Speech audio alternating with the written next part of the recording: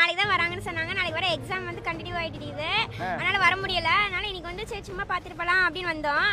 இது எல்லாம் பக்காவா இருக்கு. ரொம்ப நாங்களாம் பெரிய விஜய் ஃபேனு. விஜய் படம் எல்லாம் போட்டோ அப்படியே பார்த்துருப்போம். இப்போ வந்து விஜய் படம் எதுவுமே போட மாட்டேங்கிறாங்க. ரொம்ப கஷ்டமா இருக்கு. எதுலையுமே போட மாட்டேங்கிறாங்க. பாட்டு போட மாட்டேங்கிறாங்க. போட சொல்லிடலாம், படத்தை போட சொல்லி. ஏன் கண்ணு கலங்குது? மாங்கா கசக்குது. விஜய் படமே போட மாட்டேங்கிறாங்க. அதனாலயா? அதனால அழுகுறீங்களா?